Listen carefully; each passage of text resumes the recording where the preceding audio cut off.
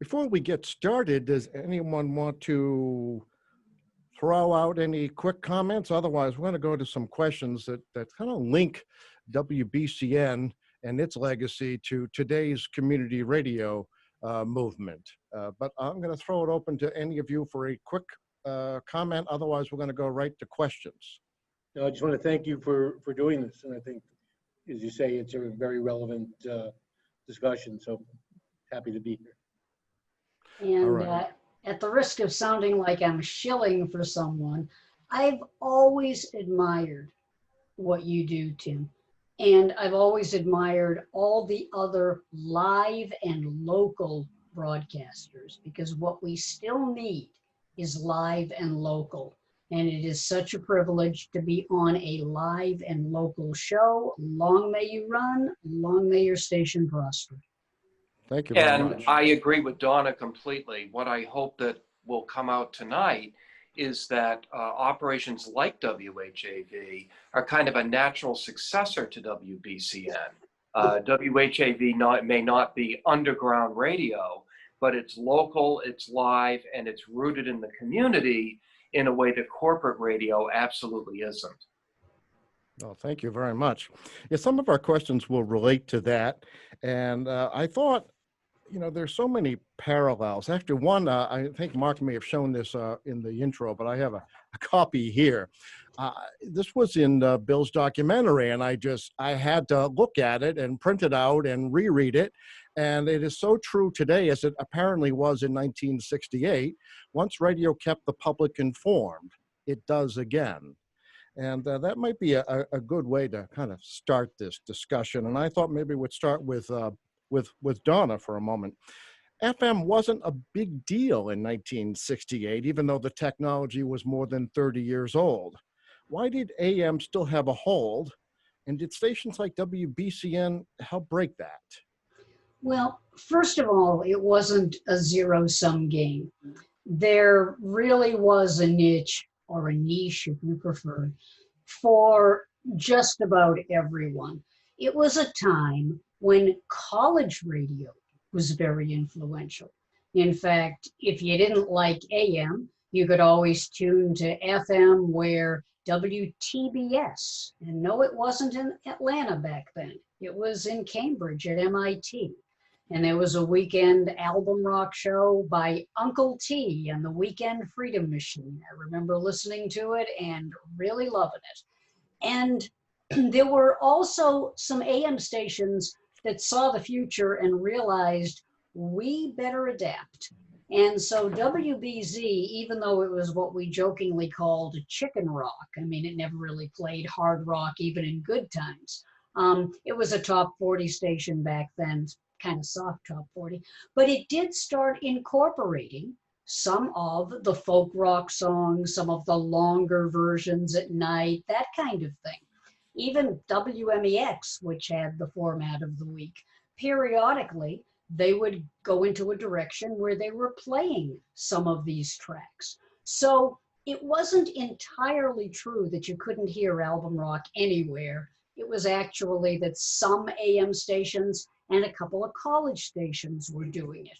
Why FM never took off here, or why it took off late, is one of the mysteries of our time, but I have the feeling it had to do with perception.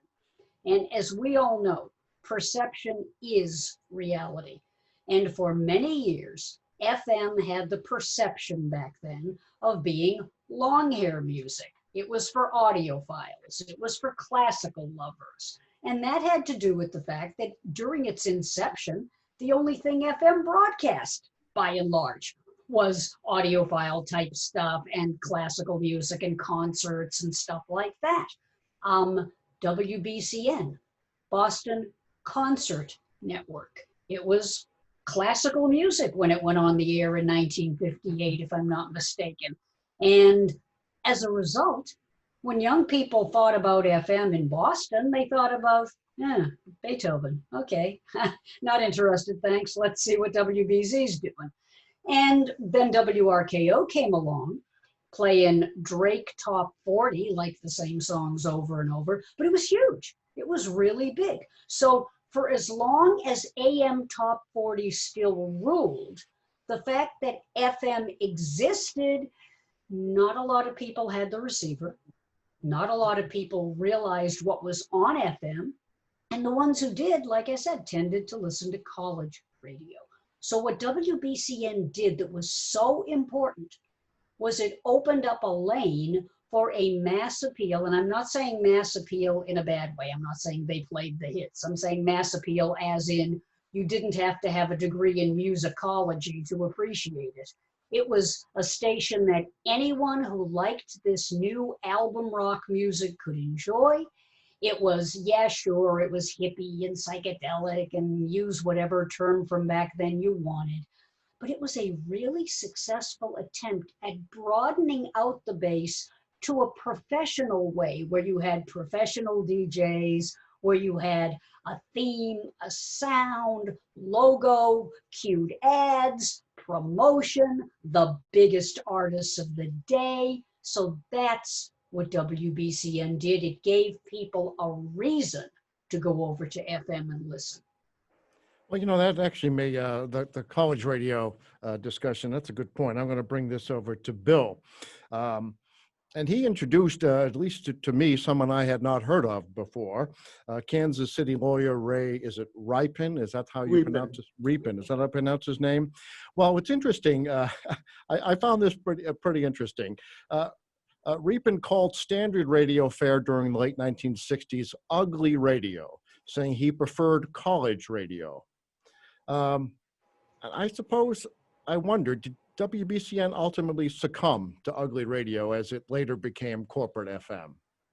Well, many years later, I mean, the film really looks at the first 6, 7, 8 years of the station at a time when where Ray Ripon, who started the station after he had started the Boston Tea Party, which was the first rock club in America outside of the Fillmore West, and saw the appeal of not just rock, but all of these kinds of music from jazz, folk, that weren't getting played on the radio anywhere. And he also had a vision, some people felt there was a hallucination at the time, of a radio station that would talk in conversational tones, that wouldn't shout at people. And in that sense, he did not hire professional announcers. He wanted kids, because there were 400,000 college students in Boston area at that point. And he felt that if he hired kids, they would be able to, on a peer basis, talk to the listeners. And that's really, what the station was about.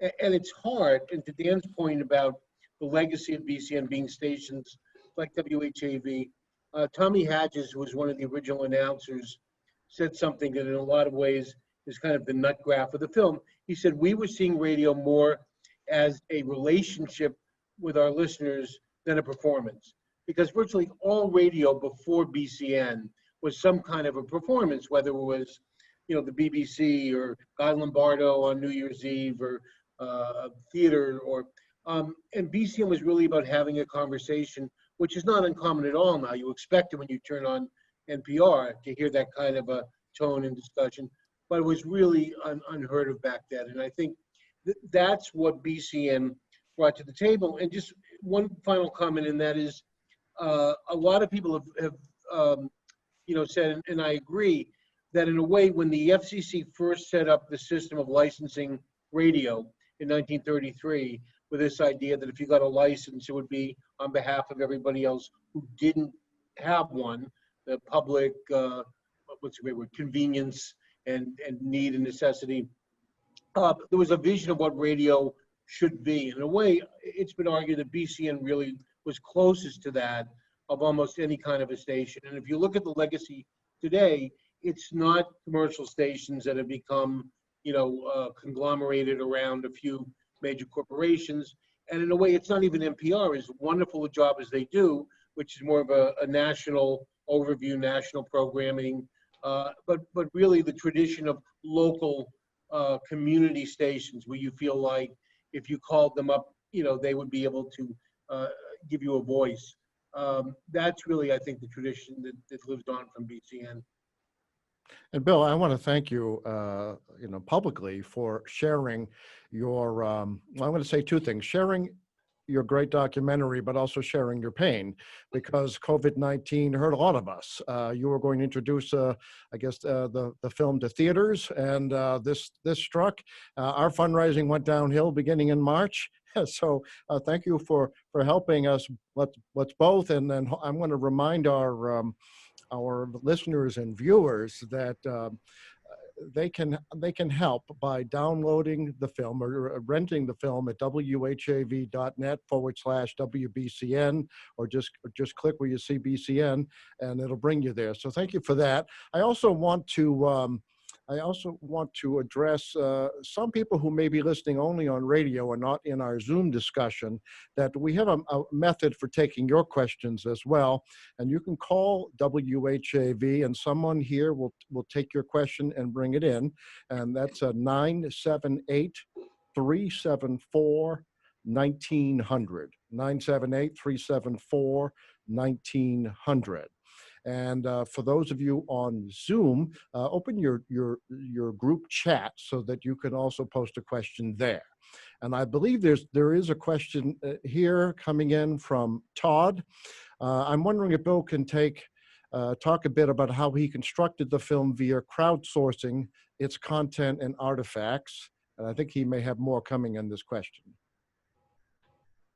Yeah, just quite simply, there was no archive of the broadcasts that you would hear in the film, and the point of the film really was to create it around the archival material so people could hear and see the actual moments from back in the late 60s. And so we put the word out to a variety of avenues to listeners and the public, and we're able to gather hundreds of hours of broadcasts and photographs, and particularly a lot of photographs from the paper where Dan Kennedy had worked, the Phoenix, which was also started by Ray Reapin, and a couple of photographers, or more than a couple, Jeff Albertson and Peter Simon and Cliff Garbodin and others, gave us their photographs, which now many of them are in an archive at UMass Amherst. So we were very fortunate to gather all of that material to use in the film. Right, tying some of all this together, let's go to Dan. And actually, I've forgotten about that point about the Phoenix. Maybe, I don't know how, Dan, when you worked at the Phoenix, whether that was part of the local lore or unknown. But besides that, I also wanted to ask, it seems like every radio station had a news department in 1968. I mean, even BCN, which in a sense you wouldn't expect, but that has all changed. What happened? Was it the loosening of the public service requirements that Bill just referenced, the public interest, convenience, and necessity? Was it corporate consolidation? More, less? Love to get your view on this, especially since you specialize in opinion journalism at Northeastern. Well, there's a few questions tied in together there, so let me try to take them one at a time. Yeah, good. The history of the alternative press in Boston is very convoluted, and it's really not worth getting into here, except to say that the Phoenix, as it came to be known, was actually founded by Stephen Mindich, and the Phoenix that Ray founded eventually morphed into something called the Real Paper, which ended up getting subsumed into the Boston Phoenix. And that's where I worked in the 1990s and the first part of the 2000s. Now, in terms of what happened to news on local radio, indeed, the FCC regulations ended up being loosened and then abandoned. At one time, every radio station, every TV station had to have a fairly robust news and public affairs operation as a condition of keeping their broadcasting license. And in fact, in Bill's film, we see some talk about we have to do news in order to keep the FCC happy. And in the case of WBCN, by a happy accident, they ended up being the home of Danny Schechter, the news dissector, who was a legendary figure, went on to become an award-winning documentary filmmaker, author, and just passed away a couple of years ago.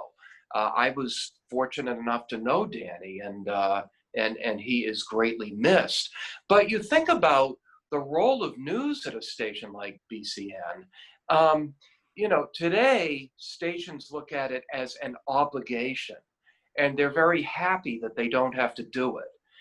And yet, the news that WBCN offered was, first of all, it was relevant to the local community, what you might call the local counterculture community, kind of the audio partner to the alternative press in Boston. And second of all, it was a big draw. It was a very big draw. And I think that the corporate stations that exist today, they don't have to do news, but I think that they're missing an opportunity by not doing any news. And if I could jump in and add something, if that's okay with you. Perfect. There's two other things here to consider. Thing number one, and it's something that all of us who are former broadcasters or journalists and current professors always remind our students, consider the context, consider the times, what was going on at that time when X happened. And in the case of Top 40 radio, yes, the FCC said you had to have news. So they had some guy, it was usually a guy, ripping and reading. They would just rip it off the teletype machine, and then they'd just read it. But on FM, they found a way to distinguish themselves by, and differentiate themselves as well, by covering stories that to some degree AM wasn't covering. Stories that really related to not just the counterculture, but to the Vietnam War, to the president. You know, Nixon was becoming more and more unpopular. So had Johnson by that point, et cetera. Yup, absolutely. And unfortunately, AM, in an effort to avoid controversy, but also in an effort to do their obligation and then get back to playing the hits, didn't really focus as much. You did have adult contemporary AM stations that did cover more news, absolutely. You know, WHDH had quite a news department, WEEI, et cetera, et cetera. But the top 40 stations, the music stations, it really was kind of like, geez, we got to stop down for a couple of minutes and play the news, grumble, grumble. And so they did. But over on FM, here was an opportunity to cover some stories that nobody was covering. Danny Schechter was masterful at that. I was out at WMMS, and the other obligation that we had was public service. You were supposed to do a certain amount of public service announcements and a certain amount of public service broadcasting. Most stations buried it at 3 in the morning or 4 in the morning because, again, you had to. But some of the album rock stations incorporated it into the news. We became very involved in prison reform, for example. I was the chair of the Prisoners' Rights Project of the American Civil Liberties Union in Ohio, along with a guy named Gordon Beggs. And between the two of us, we really did uncover some abuses in the prisons. And our station, WMMS, our news person talked about that. Jeff Kinsbach absolutely reported on that. And this isn't just, wow, Donna did that. No, I was not alone. There were stations all over the country on FM finding these kinds of issues and saying, wow, you can't hear this anywhere else. Our audience might be interested in this. And so they presented it in a way that young people cared about deeply, because then as now, there were causes like Earth Day, climate change, there were issues that AM, nope, not touching. FM, they were all over it, and God bless them for doing it. There were three things that Danny, I think, brought to news that really, in a broad way, affected news, the very nature of news. And I wrote a piece after he died a couple of years ago and spoke with people like Jonathan Alter and other, substantial media critics, and they all validated this. And the three things that were first, he was one of the first people at a time when Walter Cronkite would end the news each night with, "That's the way it is." And the hallmark of news was believed to be that it would be objective, both sides of the story without favor to either side. he was one of the first people to propose that really news should have a point of view. And you can see this finally bubbling up in the mainstream media when, in this discussion about whether the Times should be calling the President of the United States a liar if he's lying. Well, the fact is, it's important to say what is, not to make things up and not to be inaccurate, but not to feel like you're restrained from calling it as you see them if you're a reporter. The second thing is the idea of where news comes from matters. And this is so obvious now in terms of all of the news critics that are on there. Dan does a lot of this in his work. And, you have to look at Fox and what their corporate interests are when they present the news. Danny was one of the first people to raise the question of where news comes from affects what it's saying, and even the language they use throughout the Vietnam War. We refer to the North Vietnamese as our enemy in an undeclared war. And with prompting from Noam Chomsky, BCN didn't. They would never use the word enemy when referring to the North Vietnamese. And finally, that by using music and humor in news, it could put it in a context which counterintuitively would make it almost more credible. And I think you can make the argument that you can draw a line from BCN and Danny and all of us who were there in those days, to Jon Stewart and The Daily Show, and explains how a stand-up comic like Jon Stewart at one point could have been considered the most credible news person in America, because by putting news in a context and using humor and other devices, theatrical, material, it actually, in a way, can become more credible. And I think those were really at the core of Danny's genius, I think, in looking at the news and then bringing it to the air each night in his own reports. There's one other thing, if I may, and it has to do with what Dan said. Dan was a well-respected media critic. I'm not saying that because he's a friend of mine, but he was. He was very well-respected. He was accurate. He took on some of the sacred cows. But for so long, there hadn't really been media criticism. Media criticism is a relatively new thing in history, okay? For many years, colleges didn't even teach media analysis. It was kind of regarded as, well, it's just low culture, pop culture, who cares about it? And there wasn't a lot of interest in taking a look at, well, what do the media do to influence our perceptions? I mean, there's a theory called agenda setting. The media don't tell us what to think, but they do tell us what to think about. So those issues that were being elevated by the media were really affecting people's perceptions. And people like Danny foregrounded that. And people like Dan Kennedy and others really put into print the effect that the media were having on people. Today we take that for granted. You got media critics to the right of us, media critics to the left of us. But it was really starting to blossom in the 80s and 90s. And it was really interesting to see that become a staple now in news, because it sure wasn't a staple before. Dan, do you remember when you first thought of yourself as a media critic? Or did you ever think of yourself as one?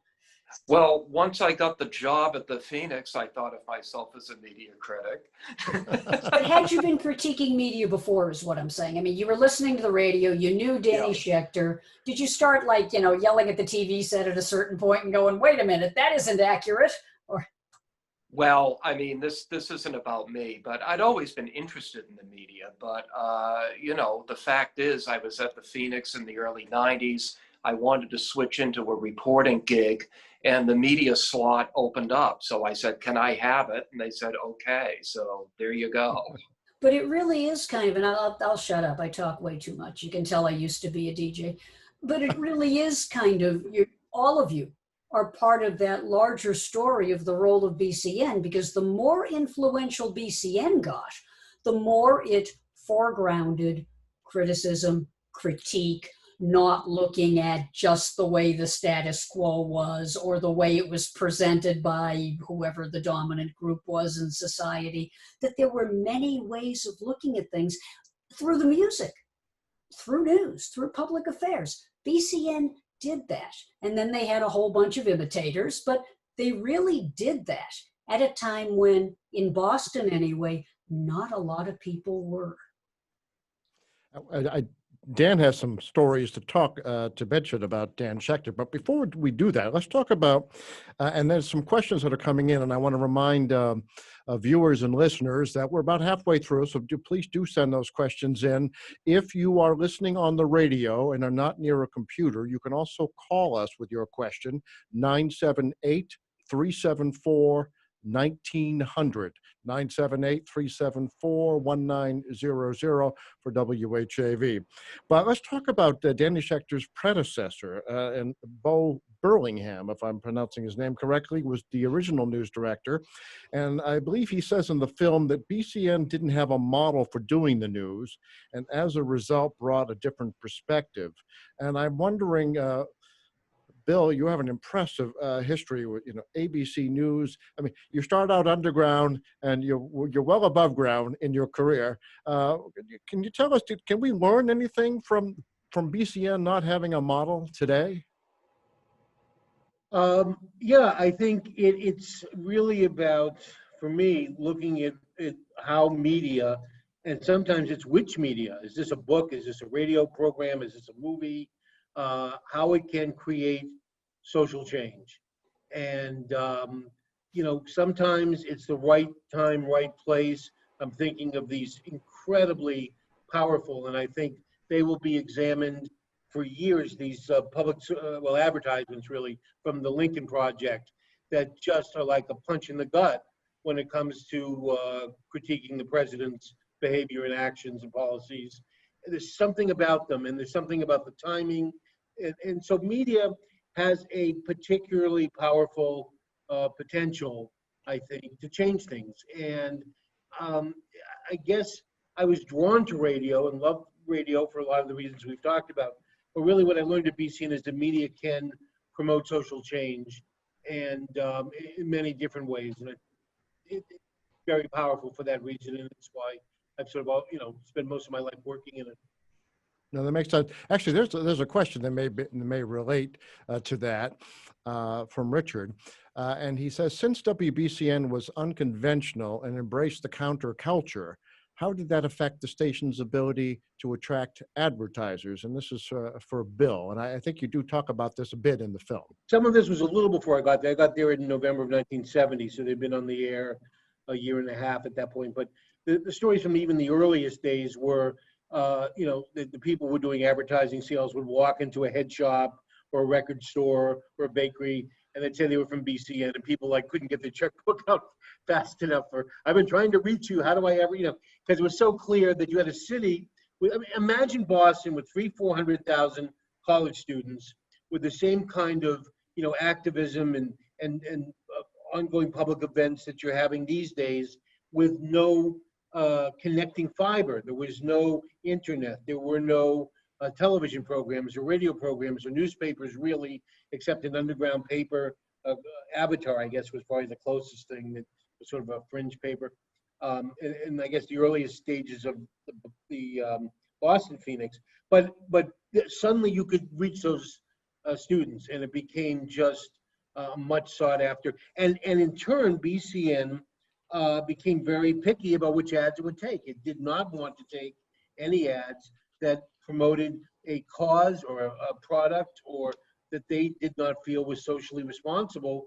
And so they were turning down advertising, which was, unheard of in broadcasting. Now that was pretty amazing to hear about, and this is a subject for another show, probably a longer show. But since those times, we don't have downtowns anymore, really. The department stores, the local stores have all been displaced by the big box stores, which are hard for local radio stations to reach.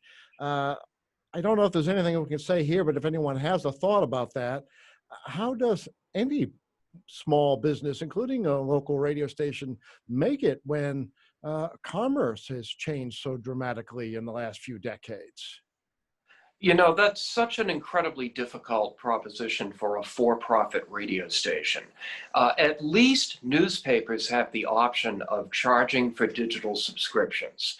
And some of them have been quite successful at that, especially at the national level, but the Boston Globe has been pretty successful with it too. But how on earth do you do that with a radio station?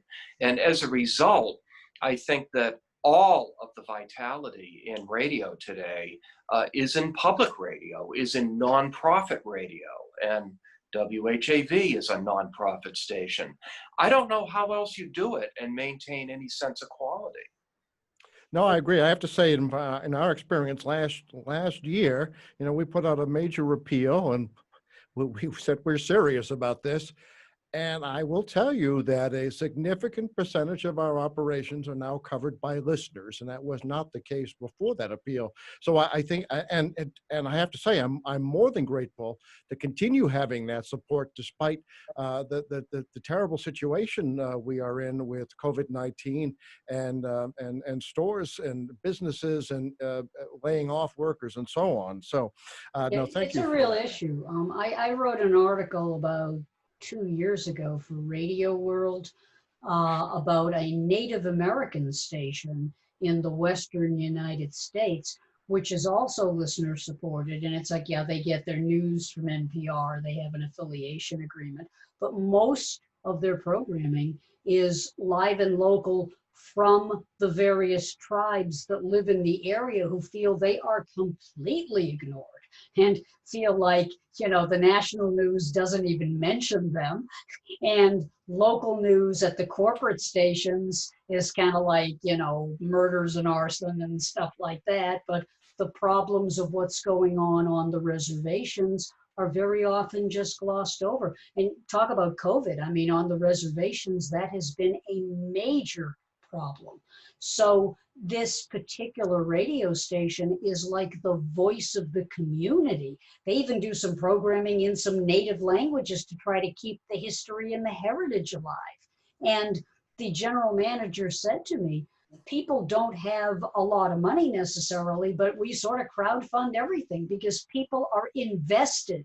They feel like this is their station, their voice. And I really feel like that's the beauty of live and local radio. Yeah, it's tough, tougher now than almost at any other time.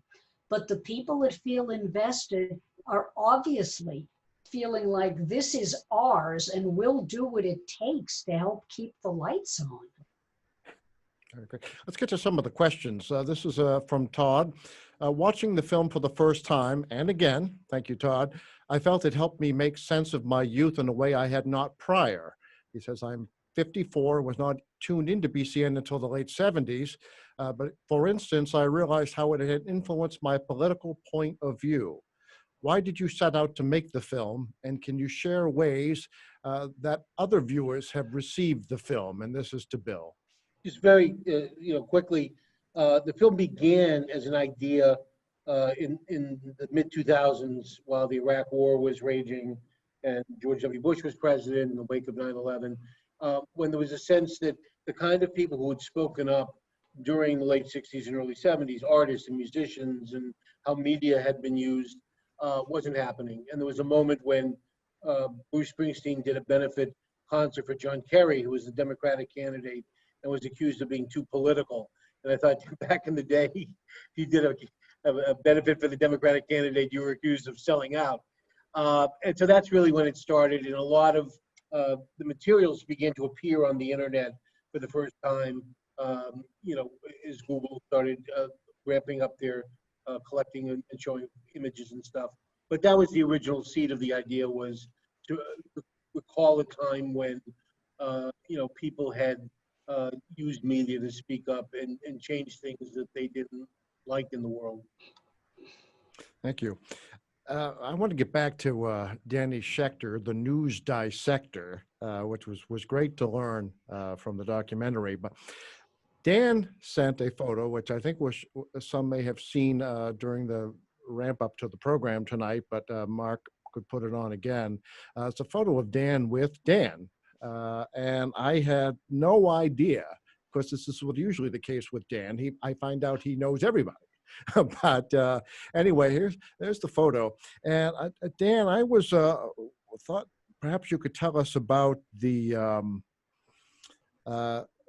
Danny Schechter. Can you tell us about the context of the meeting that you had with him, at least in that photo, and any observations about his style, etc.? Sure. I like to say that I was one of Danny's 10,000 closest friends because I did consider him a friend, and yet, I was in, I guess, the fifth circle of friendship. He just knew everybody. When I became the Phoenix media columnist, I had grown up listening to Danny Schechter. I was in high school. He didn't like to hear that, but it's true. He just became somebody I would check in with a couple of times a year in the course of doing my job at the Phoenix. And then fast forward to 2009, I was at Northeastern writing a column for The Guardian, and Danny got me invited along with him to this bogus media conference in Almaty, Kazakhstan, organized by the dictator's daughter. So we went, and that's where that picture was taken. But I think that there were a couple of things that really said something about Danny at that conference. First of all, he was a huge amount of fun to be with. I know that at the closing night conference, they had, go-go dancers. And Danny it was very loud, and he's screaming in my ear, laughing, "This is a nominally Muslim country." So there was that side of him, but there was also the serious side, because while we were there, a protest broke out over restrictions on the internet that the government was starting to implement. Kazakhstan did not have a free print press, but the internet had been pretty open to that time.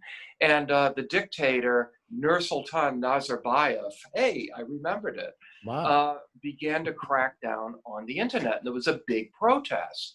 And there were a lot of Western media there that, frankly, I thought were kind of conducting themselves in a very subservient way to the regime. They liked going to this conference. They wanted to be invited back next year.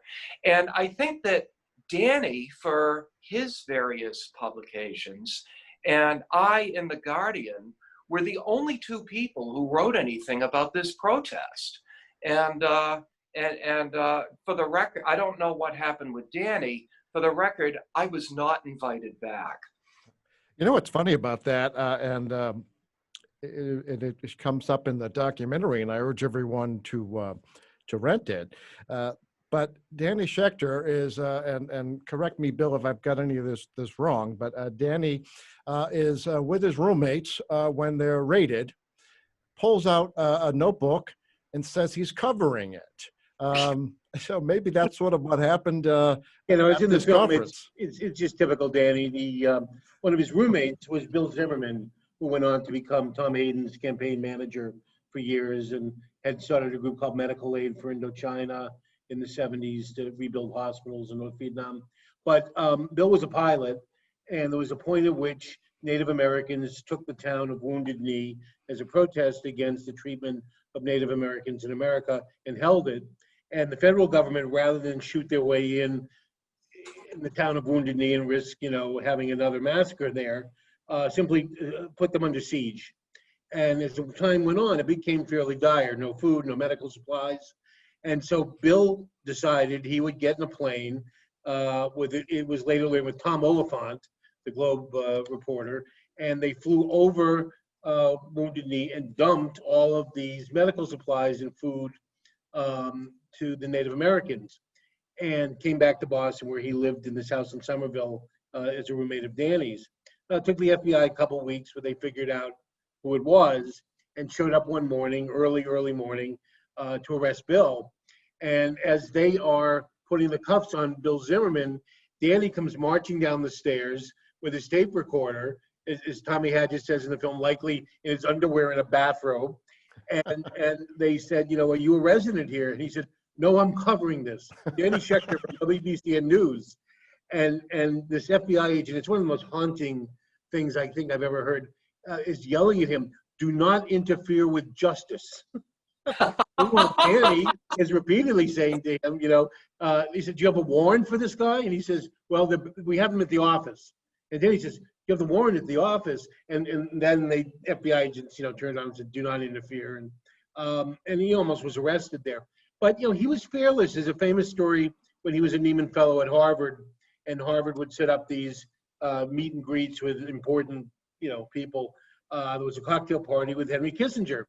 And Danny walked over to Henry Kissinger in front of all of his Harvard Nieman, associates, and said, "Dr. Kissinger, when you think about Salvador Allende, when you think about bombing Hanoi on Christmas Day, did you ever have trouble sleeping at night?" And Kissinger, the story goes, grabbed his cheek and squeezed it and said, "Sweet boy." And that became his nickname from then on in the Nieman program, Sweet Boy. But no, he was fearless about that kind of thing. Can I ask a question? The first Western journalist to interview Nelson Mandela after he got Yep. wanted to point that out. Well, there's a reason when he was a college student in London, he was involved. It's not been widely written about, but in what was really, we talked about it once. He said, I could have been killed. There were white students from England in the mid-'60s, before you could fax or Federal Express documents, that were getting critical documents from the ANC that had to go from England to South Africa. And they decided, the ANC decided, which was an outlaw organization at that point, the way to do it would be to recruit white Ivy League type, students to carry the papers. And he did that and became very involved with the anti-apartheid movement, his whole, up through the end of apartheid. But he was, that was a big cause for him. May I ask a quick question, if I may? And Yes. it's probably rude of me to ask it, but I guess I'm rude. When I was growing up here, and as I said, I'm someone who listened. I'm also someone who didn't get hired at BCN for various reasons, which we could discuss at some point. But I loved the station. But there was one area that was problematic for me, and that was the attitude towards women. And at the risk of, like I said, seeming like I'm, to do not speak evil of the dead, Danny was really strong on issues like apartheid. He was really strong on anti-war. But all over that station, my recollection is that women were called chicks. Debbie Ullman took a very dim view of it. I remember a story where she had a box of chickens sent, and she opened them on the air and said, "Yep, here are the chicks." And but my recollection is that there was a certain, how should we say politely, sort of testosterone kind of attitude at the station, and that women's issues weren't really covered that much or widely discussed or taken that seriously in the early years of BCN. If I'm incorrect, please tell me, but that's, well, no, as a listener, that's how it was. It was actually a protest by Bread and Roses, and they came by the early days of Bread and Roses and dumped a bunch of chicks on the general manager's desk. Yeah. Resulted in the hiring of Maxine. And in the film, there's a very, I think, Dan, you can tell me what you think, but a very, I think, heartfelt mea culpa. We were wrong. And, it showed that BCN, rather than sort of blowing aside the criticism, took it to heart. And then when those same women took over the Harvard building, which became the first women's center, University Women's Center in America, supported them and went on the air and requested blankets and food for them. I think, and gave them arguably the first women's broadcast in 1970, to talk about domestic violence and reproductive rights and whatever. So, Dan, I'm in the sort of in the middle of it. What was your impression of sort of BCN before and after that incident? And that's my point. I think BCN reflected the culture in which it lived. When we talk about context, by and large, most of the station managers in those days, at all the stations, were white men. Not that there's anything wrong with being a white man. I'm just saying that, like, at that time, that's who was running the stations. Most of the news directors were white men. Most of the sales managers, et cetera, and et cetera. And maybe it was just they didn't think about it. No, no, one of the great things we have in the film is Jerry Williams on the air saying women don't belong on the radio. Yeah. Their Oh, I- voices I are just- annoying. And when then I- you get callers, female callers calling and saying, you know, I want to hear a man. If I want to listen to a woman talk, I'll call one of my girlfriends. Yep. As they call When I came up to Northeastern University in 1964 to go on to try to become a DJ at the college radio station, they said that they didn't have girls on the air. And I said, So we've why covered not? that, They you know, said, I think- because they don't sound good. And I said, well, how many of you had on the air? And they said, none, they don't sound good. So particularly because I thought young women today, many of whom roll their eyes when they hear the word feminist, and you know, it just to know that it was not so long ago that women couldn't be in broadcasting because of that kind of. hey kids, I fought for your rights. Thank Craziness. you. But the reality, and I'm glad that you told the truth. And I'm not talking about you, Bill. I'm saying I've seen a lot of documentaries descend into, you know, No. and I'm very glad that while praising BCN, you also kind of looked at this we could have done a little better. And I really do feel like the good thing about BCN was that it constantly evolved, it constantly grew. And when it did something wrong, it did try to address it. The same cannot be said for many other stations. Let's get a question in. I think the counterculture in general was very sexist. I think that we Hello. weren't quite there yet. Now, I'm a little too young to be part of the counterculture, but by the time I got to the Phoenix in the early 90s, I think if you looked at the coverage, you would say that, oh, gee, good on women's issues, good on LGBTQ issues. But internally, the old guard culture that was still in effect was deeply, deeply sexist. Yep, absolutely. Let's get a question in from Lon. This was well after the time frame of the film, he writes, but how did the sale of WBCN to Infinity affect the broadcast content? And I know it's outside of the scope of the documentary, but if anyone wants to try to address that. I mean, I think BCN went from really a unique revolutionary force to then being just another incredibly successful commercial rock station. And then with the acquisition by CBS and Howard Stern's arrival and on, it just sort of tailed off, I think, into a kind of hot mess of a lot of stuff that people didn't want to listen to and eventually just flamed out, unfortunately. I want to remind listeners we have about 7 minutes left. Use the Zoom group chat if you're online. Otherwise, you can still call the radio station 978-374-1900. 978-374-1900 if you want to get a question in, and we'll do that. To just kind of jump on a little bit of what Bill said, when you're bought by a corporation, and again, this is not me bashing corporations. There are some very socially responsible corporations. There are some corporations that try real hard, but they're still corporations. And they have a certain aggregate approach in many cases. And the big goal is, what can we monetize? And in many cases, over the years, stations like BCN and MMS in Cleveland and various others, they always walked that very fine line between making the advertisers happy and not selling your soul, okay? I mean, I watched my friends in Rush have to really grapple with this. They never wanted to have a top 40 hit. Yeah, they probably would have sold a lot more records, but they just, for them, they saw that as selling out. They wanted to be true to who they were. I think for a long time, BCN came down on the side of, we will be true to who we are, even if Charles Laquadera getting on the air and criticizing Standard Oil costs us some ads. Okay, fine. But once you're corporate, you have somebody from corporate saying, don't want you to do that. And it starts gradually chipping away at your independence. Well, there's some other corporate effect, and I think, Donna, this is appropriate for you. you know, the playlists, we get the same complaints. The playlists are pretty much not local, not new on major radio. And so just as you discovered Rush as a DJ, WBCN appears to have launched Aerosmith, Queen, and Oh, others. God, yes. Yes. Discovering artists once seemed to be radio's special role, but it doesn't remain true today. Do you know what happened between then and now? Sure.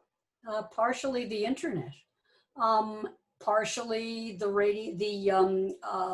Radio Act that came along, the Telecommunications Act in 1996. Once media consolidation got put on steroids such that 6 giant conglomerates bought up all the stations and put 20,000 of us out of work. That's why I ended up going back to college and getting my PhD, because, you know, but the bottom line is that the more stations got gobbled up, the more live and local got eradicated in community after community, the more playlists got homogenized, researched to death, and, you know, systematized such that, oh no, we can't play any new music. We can't take a chance on this record. This sounds a little bit weird. Somebody might not like it. People ask me all the time, could you discover Rush today? And the answer is probably not, because I had the kind of freedom at MMS and the kind of freedom that people had at BCN, MMR, et cetera, that no longer really exists, except in a few small independent stations. There's a station in San Diego, 91X. There's a few that's still left. But by and large, there just isn't that dominant role that radio played in American life. Every semester, I ask my students, how many of you are radio fans? And fewer and fewer and fewer raise their hand. It breaks my heart, okay? And what are you doing now? Oh, I listen on YouTube, or I download stuff, I stream stuff. Okay, part of that is new technology, stuff happens, things come along, but I also feel like the corporatization of radio made a lot of money for 6 giant corporations and did nothing for the many, many communities that no longer have a live and local voice. Yeah, very good point. I want to just point out again that WBCN and the American Revolution feature-length documentary that Bill directed, produced. If you haven't already seen it, you can rent it at WHAV.net for 3 days, just $10. Just want to make sure we get that. And we're pretty close to running out of time here, and it's amazing because there's so much more to cover. But maybe get a few, final comments from each of our panelists, and then we'll see what we need to do to wrap. Well, I thank you for being part of this. Thank you for the film, Bill. It was fascinating and fun to watch. And I think you're being too modest, Tim, because what we're really all here to do is to emphasize to everybody that stations like WHAV are still live and local and really need the support of the community. Advertising is dead. If stations like WHAV are going to continue to exist and provide the service that they are providing to the community, the listeners have to step up and support it. And I hope that that's one of the messages we take away tonight. Well, thank you very much for that. And I was one of the things I thought we should catch up on is that renting the film does help. Bill is generously sharing revenues from the rental, but you can also become a member at WHAV. And as we made a joke, there's no funny handshakes or anything like that. Becoming a member simply means that you support local radio and local news. And I will thank you for that, Dan. I will say that, sometimes I'm amazed. We still run city council meetings live. We run school committee meetings.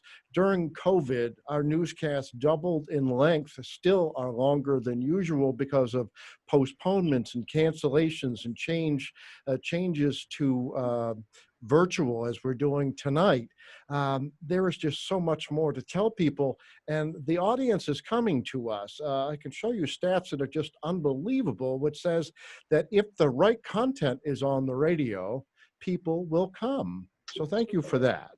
Absolutely. My only parting words are thank you for the opportunity. We all love broadcasting. We all love media. It means a lot to us all. And we want to do our part to help keep it alive and keep it thriving in whatever way we can. Thank you for including us. Thanks to Mark for doing his little magic so that we can be on the air. Hi, Mark. And thanks to you, Tim, for just believing in radio, in many cases against all odds, because there's people, I am sure, who said you'd never make it, you'd never do it. I watched you take this on right from the beginning. I always knew you could do it. I'm glad you're still here, and I'm glad that we can help. So folks, donate, donate. Don't just sit there, donate. Perfect. Thank you so much. And anything else from you, Bill? And I just want to thank you again for this. You know, we're thrilled to support the station. It's part of a couple hundred community stations around the country that we thought we could work with, and it's worked out well during this period, both to support the stations, but also to create a discussion about the importance of community radio. And so I'm glad, you know, that's happening. I just think it's important for people to think about, you know, as confusing and increasingly confusing as things are these days about safety and COVID and everything, you know, who gives voice to people that don't have voice elsewhere? And largely, it's local community radio stations that people can call up, get information out on the air. It's where we turn in times of local, you know, crisis. And so, you know, keep on doing what you're doing, and it's hugely important. And you know, I think for the public, just if it's something you don't like, I think one of the lessons of the film is do something about it, starting with please vote coming up next month. But more than that, you know, use media, use whatever tools you have, something that you really don't like to change things, and you can do that. Well, thank you. So I want to thank Bill Lichtenstein, Donna Halper, Dan Kennedy for participating in this program, Power to the People Then and Now. It also couldn't have aired without the help of our producer, Mark LeMay, control room operator, John Grant, and assistant, Jennifer Cosgrove. This program would not, and this is where we act like public radio. This program would not have been possible without major support from Covanta, powering today, protecting tomorrow. Additional support came from Dick and Mary Rose Early, Atlantis Investments, Brian S. Dempsey, and of course you, WHAV listeners. Thank you very much, and good night, everyone. Thanks, Dan and Donna.